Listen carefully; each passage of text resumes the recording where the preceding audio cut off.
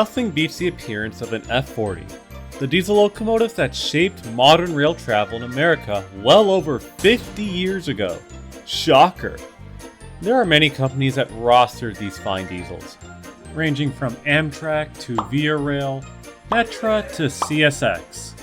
I figured out for the 50th anniversary of this goated classic of a diesel model, we'll spotlight a few rail companies that rostered F40s in rather peculiar roles. And to my knowledge, these are probably the least talked about rail companies that had these locomotives. And trust me, there are a lot of interesting places. So let's get into it.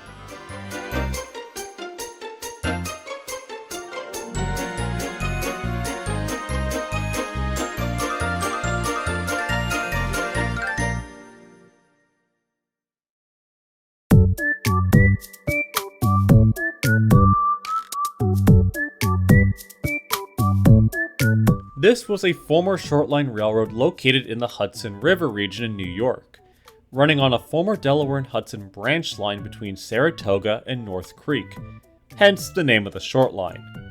Operations began rather early in July of 2011, with a fleet usually consisting of second-hand EMDs of different designs. Listen to that horn! Of these were two former Amtrak F40s.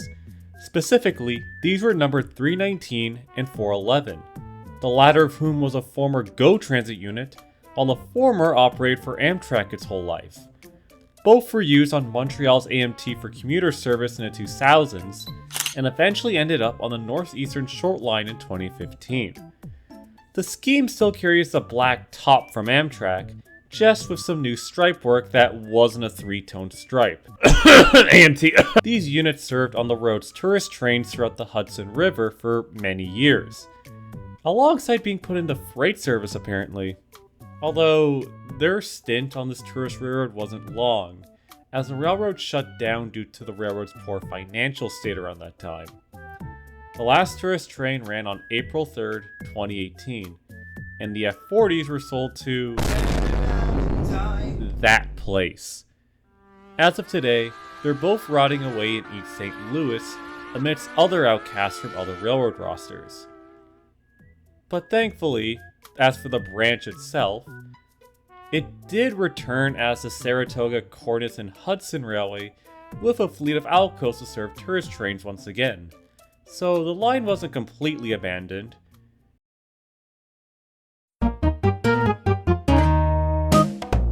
The Maine Eastern was a short-line railroad located in the state of Maine, operating on a former Maine Central branch, with operations starting in 2003. The line saw a mix of seasonal passenger trains and freight throughout its operational life, usually running freight commodities such as cement and perlite. The roster was once again a mix of old EMDs and a few second-hand Alcos. The two F40PHs rostered were number 265 and 291, and they were specifically a part of the F40PHR model, which were made using cannibalized parts from the infamous SCP-40Fs. These units were built in 1977 and 78 respectively, and joined the railroad in 2004 in the classy livery of the Maine Eastern. They were used on the road's seasonal passenger services, which started the same year they were acquired. They served the railroad pretty well, lasting well into the 2010s, being a fine example of I'm just joking. No, they only lasted a year. A year. 1 fucking year! And they were disposed of, being replaced with a pair of former New Haven FL9s. Kinda ironic considering that they replaced the old with the older. The two units were stored at Whippany, New Jersey for a few years, before they found their new home in, of all places, Quebec, which leads us into...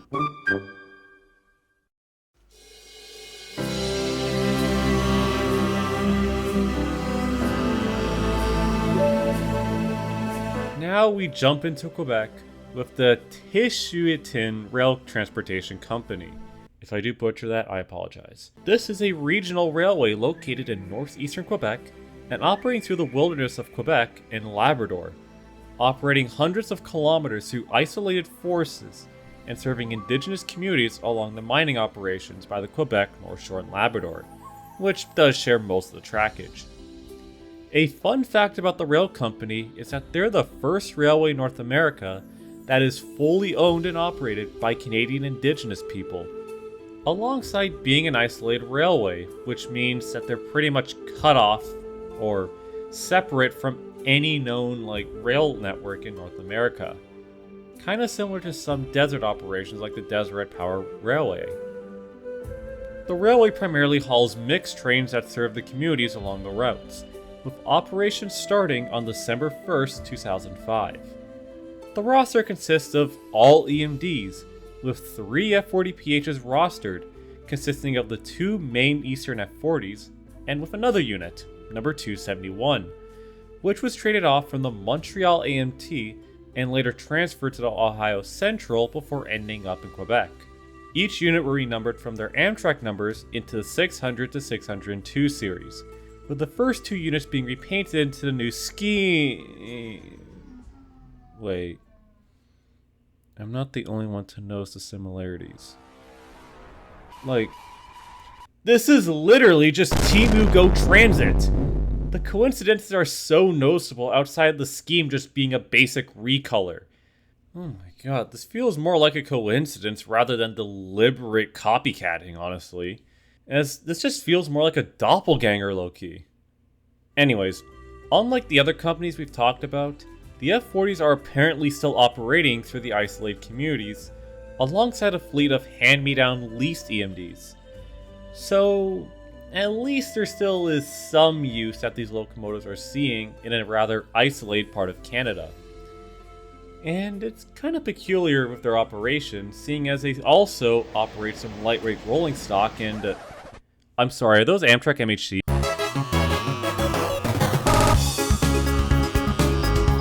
We're staying in Quebec with this one, woo!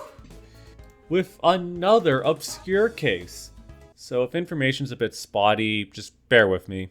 The Acadian Railway Company was a short-lived passenger rail company operating through eastern Canada and into the state of Maine. Operations would start in 2002 apparently, running seasonal excursion trains along the route with various excursions running seasonally. The line saw a wide mix of passenger cars from various railroads, and the motive power was 2 Amtrak F40s, specifically number 293 and 311, which sported a plain livery with the Acadian logos on the side. A basic scheme, but it gets the job done. This operation, unsurprisingly, was short-lived, as by 2003, operations would cease due to low ridership and the equipment being sold off. The 2 F40s would go different paths afterwards, with 293 being leased to other commuter roads before settling into that dump in 2018, while 311 had a better path, when it was leased over to New Jersey Transit, then settling into the Virginia Railway Express for a few years, then interestingly repainted back into Amtrak Phase 3 as it fell into the hands of WebRail, a private rail preservation organization known for handling private railcar charters. So it's nice to know it has some semblance of a new home, and it does make me wonder what WebRail's plans for that unit will be. We'll just have to wait and see.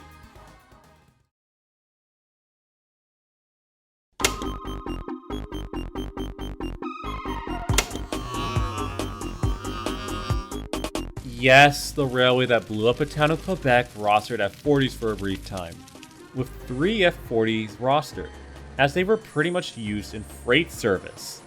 Although, there was no new scheme to them, seeing as the MMA was that cheap that they just left their Phase 3 colors intact, albeit patched, until they were sold off or scrapped. Not a lot to say here other than it really takes into perspective how cracked the MMA's roster was for a pretty broke-ass railroad.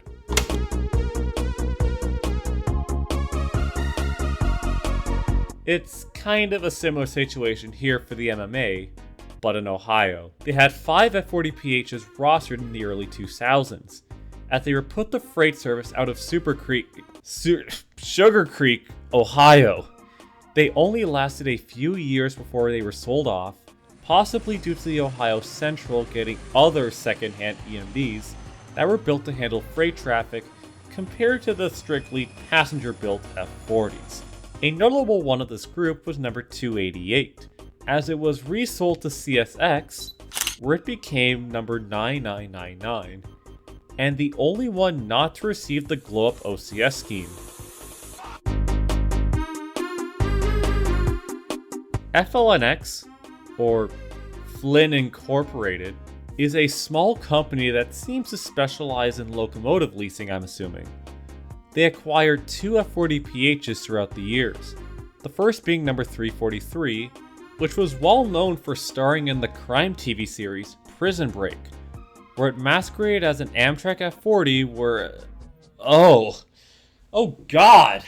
That shit looks bald! Yankee with no brim! It's currently owned by RPCX, where it seems to just coexist. The second is number 418, or originally number 319, an F40PHR sporting a classic dark green livery.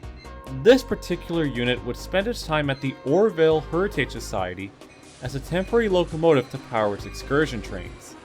It then saw further use when it was transferred to Tacoma, Washington in 2005 to serve as a backup locomotive behind the rather mutilated and controversial Reading 2100. It would then later be sold off to AMT for commuter service, and later the Saratoga North Creek as we talked about earlier.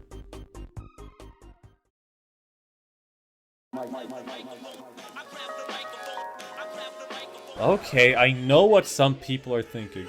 Okay, well you're wrong. New Jersey Transit doesn't have obscure F40s. They already have them. Get your facts straight, Todd. Yes, I am well aware of that. But there was a brief time that NJT rostered other F40s. Or at least the F40PHR to be more technical. Between 2003 and 2006, New Jersey Transit would lease out 6 F40PHRs by a leaser organization called Rail World, with these units being decked out into New Jersey Transit's livery, albeit with their Amtrak numbers intact, which I assume was kept on due to their temporary status as lease units.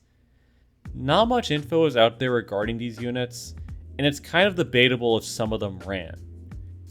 I did do some digging through some railfan forums, which had claims of some of them running, but the only photos I can find on them was them sitting in Juniata shops or in storage. Maybe the odd one of them sitting in a yard amongst other motive power when they were presumed active, and I couldn't find any photos or let alone footage of them in actual operating condition. So yeah. Either way, New Jersey Transit returned the units in 2006, and each unit went their own paths. They definitely seem to be more forgone units considering New Jersey Transit only had real F40PHs, and those are a lot more recognized compared to those. Now then, let's close off this video with an F40PH that's so elusive and obscure that only one photo of it exists, and it's working in a place so unlikely that it's kind of surprising how one even ended there to begin with. Of all places to see an F40PH, one of the most bizarre places is in the country of Jamaica. I'm not even kidding. This unit in particular is F40PH number 373, which saw a normal passenger career with Amtrak before being sold off to MRLX after its retirement, then later sold off to National Rail Equipment in 2005 for rebuilding. The locomotive would emerge in 2006 in a fresh new paint scheme and a new number, as it was sold over to Jamalco, a bauxite rail company in Jamaica. For context, Jamaica's current rail network nowadays is used for hauling mineral trains full of bauxite between different industries. Its motive power usually is imported EMDs from America, such as GP38s, SC40s, or SC45s, so it's very likely the F40 would follow the same type of work in Jamaica. Although that's only speculation since this is the only known photo of this locomotive that's even available, as I haven't been able to find any further evidence of this F40 in action. So it's really up to speculation if it's still in service or not, considering that not much footage exists of Jamalco's ore operations. And even the ones that do exist are usually with their jeeps running, or some other random hand-me-down power. Either way, whether it's still active in service or not, it's still a neat little case where an F40PH found a small place in another country. And probably the only case where an F40PH was exported beyond the shores of America.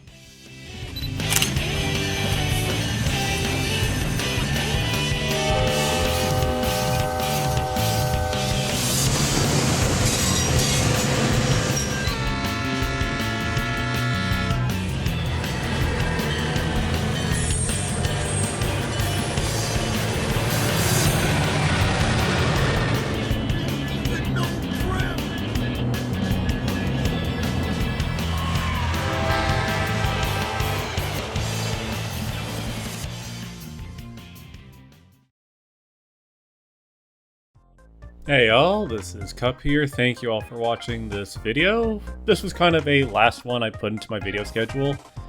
And this was a inspired video off of Winnipeg's F40 video, which you should definitely go and check out. I was considering putting another obscure F40 on this list, and that being the Iowa Northern 678. But I'd recommend going and checking out Pensyfan's video if you want to learn more about it, since that's actually a pretty good video. A shame though that unit's dead. But I'm currently in the midst of finishing up on the Canada Day and the 4th of July video, which are probably going to be the biggest videos coming. So stay tuned for those and see you all in the next one. Take care, folks.